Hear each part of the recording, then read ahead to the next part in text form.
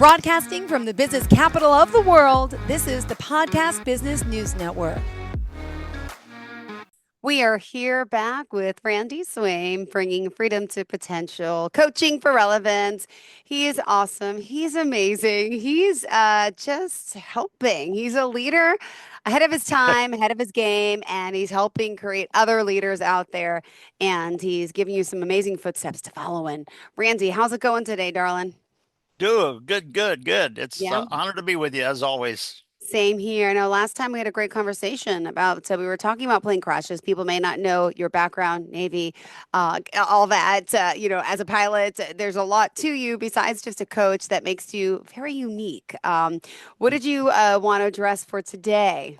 What I thought I would do, because you remember that I think it was about a week and a half ago or 2 weeks ago, I talked about that one example of kind of how I helped that lady out in church and everything, and she was blown away by that. But what I thought I'd do is kind of expand that into a more professional aspect of it, and it really kind of draws a picture of what real leadership is, rather than just the dictatorial, narcissistic people, that are trying to control freak and stuff. And so I thought I'd just share a little bit about that. And what I can do is bring in a couple of examples from the military background that I experienced that I think I may have shared on the show a year and a half ago or a long time ago, but it's a good picture of the results of that when the leader is doing that well. So we'll just kind of expand on that a little bit. All right, sounds good. Thank you so much. And coachingforrelevance.com is the website. Remind us, bring up the story again. I guess you have to share it because we have new listeners this time. Tell us a little synopsis of what happened. Yeah, very quickly. And as I told you back then, I wasn't bringing any religion into it. It just happened at church. But there was one guy that when we were going into the Sunday school class in the morning, the adult Sunday school class, there was an older couple there that is a friend of mine, and he's a leader in the church and everything. But they were sitting across the class from me. And I'll just say this very quickly. They were sitting across the room from me in their table. And just before the assistant pastor, who's teaching it, started the class, the guy started coughing. And you remember me sharing this a couple of weeks ago. And he was going, and he's a lot old. He's older than me. I think he's about 20 years older than me. But he was, and he stood up and he sort of walked out. And I said, okay, he's going out to try to see whatever and stuff. But just before the pastor started to start the class, I glanced over and I noticed his wife was sitting at that table and she was doing this. She was kind of going and sort of looking out the door, and everything in me from a leadership sort of standpoint, everything in me said, okay, she's wondering if he's okay.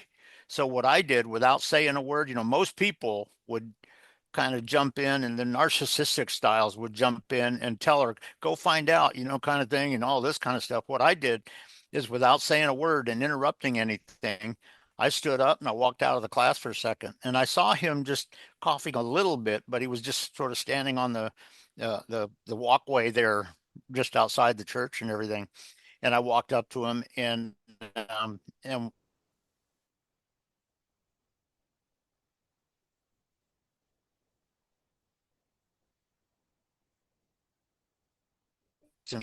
and he said he was actually doing okay. The cough, and he said, across the room kind of noticed me walk in, and she looked over, went like this, and I simply, very quietly, I didn't say a word, but I looked at her and I just gave a thumbs up like this in front of my chest and stomach here. And she said, oh, okay. She kind of nodded her head and stuff. And about 15 minutes into the classroom, I noticed her sort of doing that again. And so without saying a word, I stepped up and I walked out. And this guy was doing okay. He was actually sitting in the sanctuary in one of the pews there. And I walked up to him and he said he was doing very good and he wasn't coughing anymore. But he just needed to kind of rest a little bit off of that. And so I walked back in and again just gave a thumbs up, and she sort of gave a nod and stuff. And after the class, I was sort of ushering a little bit, and I noticed I wasn't watching her, but I just in my peripheral vision, I noticed her kind of doing this to call, wave me over to her. And I went over there and she looked at me and she said, Randy, I just want to say thank you so much for what you did in that class. And I just held up my hand and I said, my pleasure, sister. I said, I'm glad that all is okay. And kind of thing. But you know what? It's generating that sort of oneness when you're talking about your team and really creating leadership and all of this. And I'll you got to realize a lot of people that don't fully understand this sometimes in our society think that leaders are just dictating and just pointing fingers and telling people what to do and all that kind of stuff.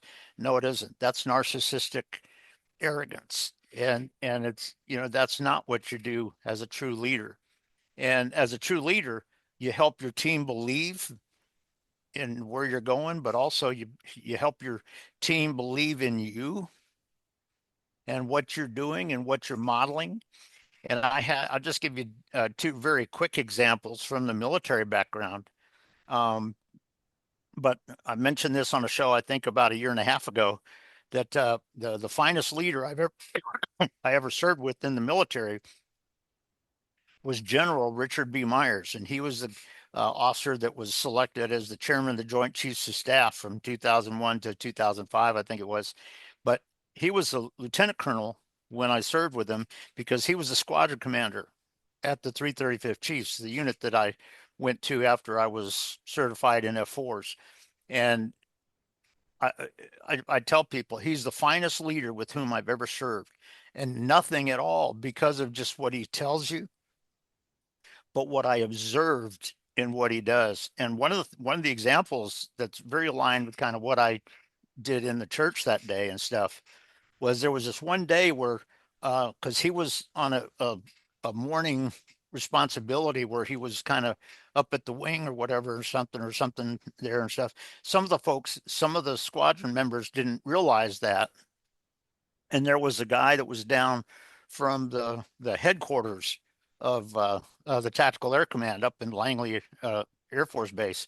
And he was standing there and he was asking about it. And several of the guys around the ops desk wasn't sure where Colonel Myers was at the time. And this guy, think about the dictatorial nature. This guy said, well, shoot, I may have to write this down and kind of see what's his problem, kind of thing like this and everything. Well, what was amazing is everybody was shocked when he said that. And we called the entire squadron at the lowest levels all the way into our squadron conference room. And here's what we said. We're going to show this guy that Colonel Myers is a great leader. And here's how we're going to do it. We came up with a short list of things we were going to do. And one of the things we're going to do, lieutenant colonels, when they walk into a building, a lieutenant colonel doesn't, they don't call the building to attention or anything. For a lieutenant colonel, a colonel, yes. Well, the next day, Lieutenant Colonel Myers came into the squadron, and one of the guys said, "Room, pinch hut." And he thought somebody had just walked in behind him, and he was kind of like back here. But what we were doing is, as a team, nothing he told us to do or anything, but as a team, we said, we're going to show that one guy how awesome Colonel Myers is. And we're going to show our squadron at a level and stuff. And it sort of blew him away and everything. The squadron was lauded by this guy at the end of his time there and stuff. But you know what? Your team, when you're talking about true leadership, it doesn't happen just because you're pointing fingers and dictating to people and threatening them and telling them what to do and all this kind of stuff.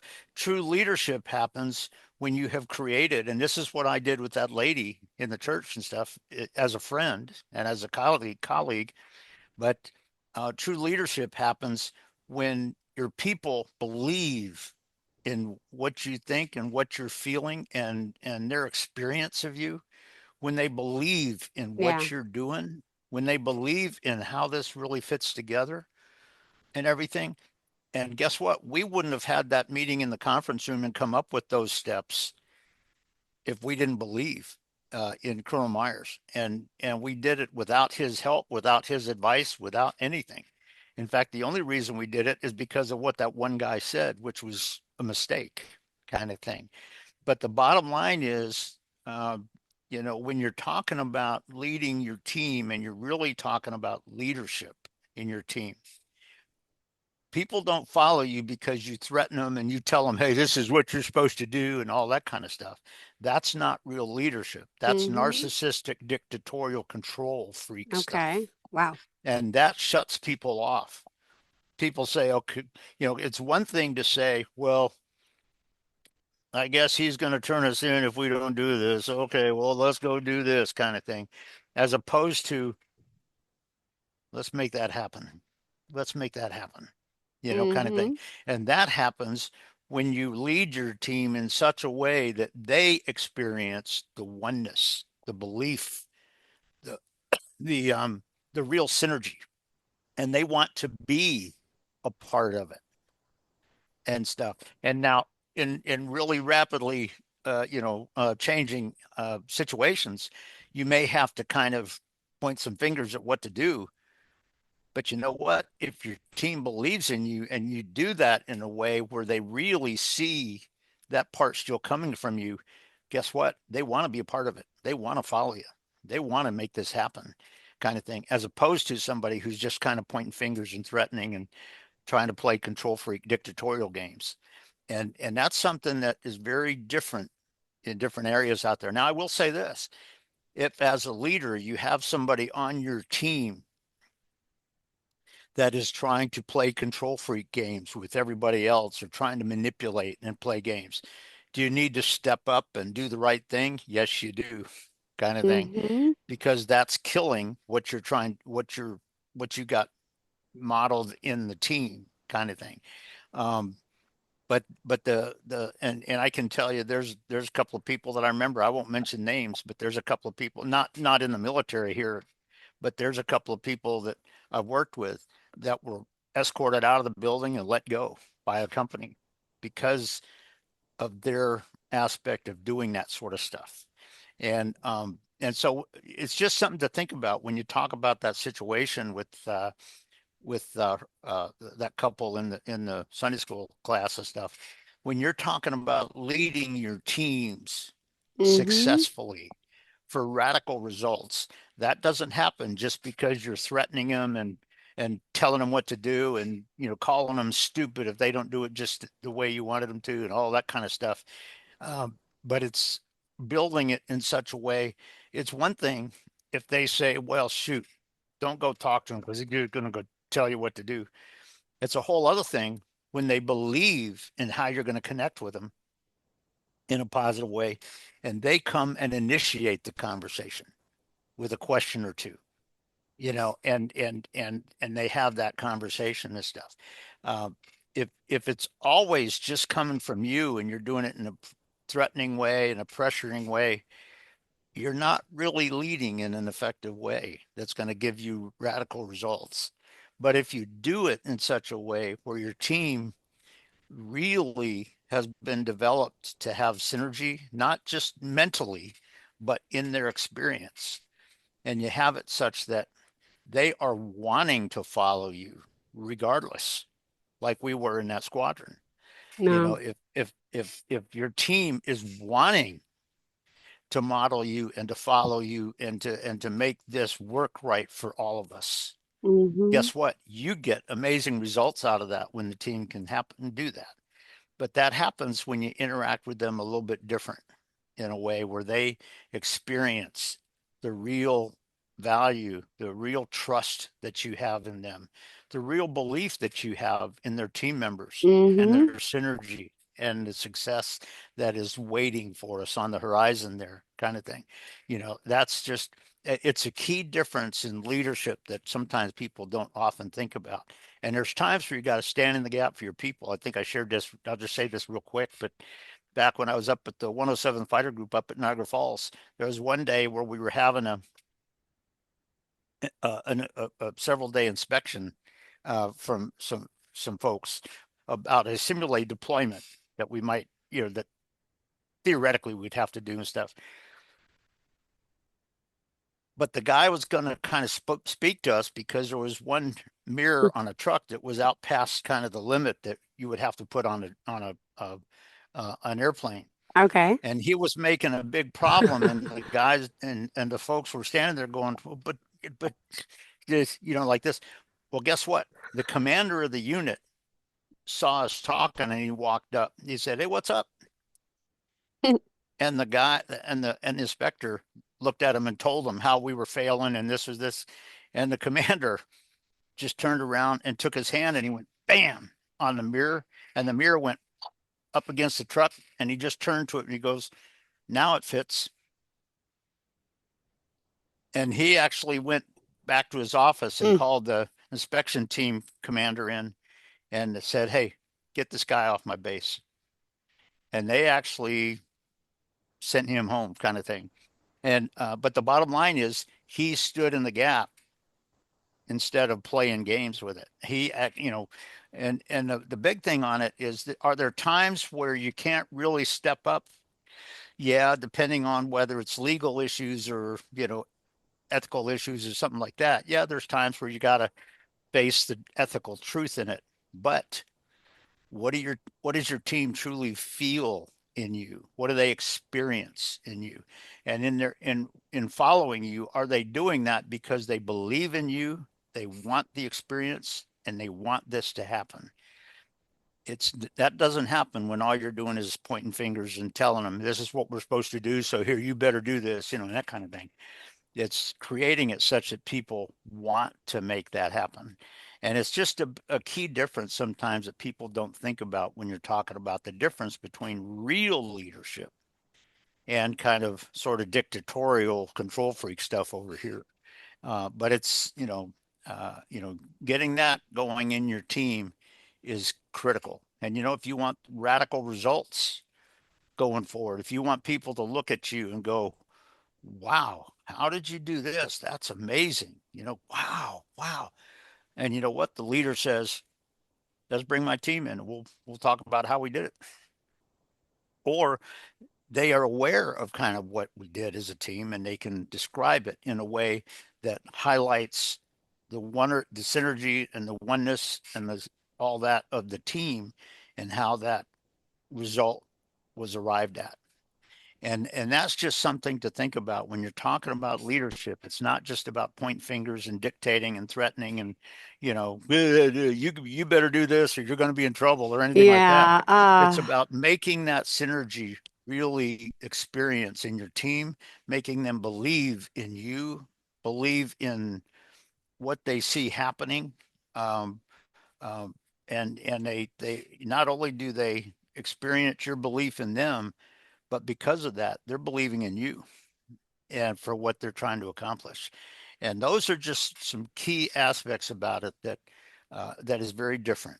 And that's when you look at that, and that's a little bit of a good picture from the church, the simple picture of the church Yeah. example that I gave, because that's what I did. I didn't I didn't tell people what to do. I didn't say, hey, she needs to do this. I didn't do any of that. I just kind of went and did it in a way that nothing was interrupted. I didn't interrupt her, but I knew what she was wondering, and I gave a thumbs up. And she just, like I said, she called me over to where they were sitting afterwards, and she looked at me, and what she said was, she said, "Randy, thank you so much for what you did in the Aw. class." And you know what? That's the kind of, That, if you're leading your team well in a really good way, that can sometimes be their reactions. You'll see your people walking up and giving you, and when I was a leader at Griffiths Air Force Base, a couple of the people that I worked with kind of I did that a couple of times, and other places that I've worked in aviation, I've had yeah. people make comments like that to me uh, when we were doing something. And that is true leadership, where you're bringing out the radical results in your people, not by telling them or threatening Yeah. them, but by creating their belief, their vision, their desire, and their desire for the unity and to make it happen, and to and in one aspect of it as a leader, if they think that you're just going to take all the credit for it, Uh-huh. you know No. what? If when you reach those results, if you are lauding the team, and yeah, are you the Yeah. leader of the team? Yeah, but that kind of stuff. So that's just one big thing. If you're thinking about the old school aspect of just telling people what to do and making it so that they're going to come ask you questions because you won't tell them everything right this second, kind of thing, or whatever, kind of thing. If you want them to shut their brains off and just do what you tell them to do, that's not real leadership. Real leadership has this other aspect to it that makes radical results happen. And also it prepares people on your team to Mm-hmm. become leaders in that organization down the road. True. And so all of those are just aspects about it. And it's just two little examples there. One from what I told a couple weeks ago, but also the example of General Richard B. Myers. And like I said, uh, I don't even know if he's still alive or not, but I will say this, that he's the finest leader with whom I've ever served. And it wasn't because of any single thing he ever told me, but it's because of what I experienced in him and what I observed in him. And Mm-hmm. what I'm talking about there is very aligned with everything that I'm saying here. So it's just a key difference in the real leadership versus the sort of dictatorial, The fake superficial, leadership. Yes, the yeah, fake superficial. leadership. I Yeah, know, there you I go. So know. but that's key. And when you talk about leading your people, how do I ask the listeners, when you talk about leading your people, how do you need to apply that differently? How do you need to envision it differently than what you're doing? And how do you need to really bring that to radical solutions and and make real success in your team, in your organization, in what you're accomplishing? And so that's just a quick vision of the difference between those two. Beautiful. Wow. Thank you so much. All right. We are just about out of time. How do you want to wrap up for today, darling? Just today, it's an honor to be with you again. But for all the listeners, there's amazing results out there that can be achieved, Mm-hmm. but it's not just because you want it to, but what do you need to do differently in what you've been experiencing or whatever? What's the one or two things that you didn't envision before that you got to think differently about to really reach the radical results?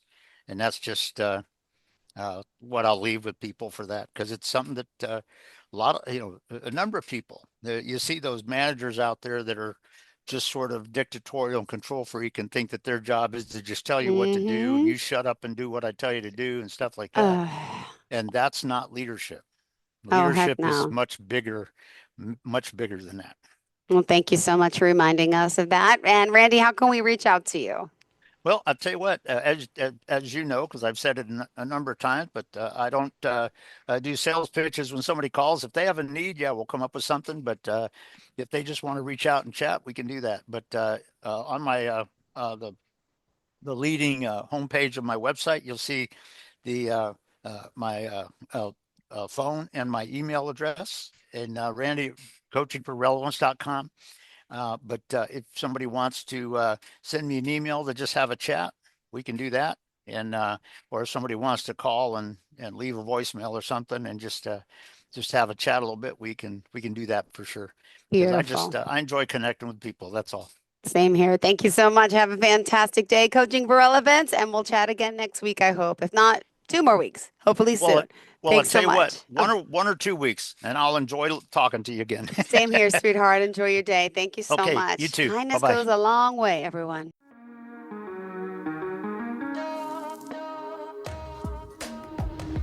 Broadcasting from the business capital of the world, this is the Podcast Business News Network.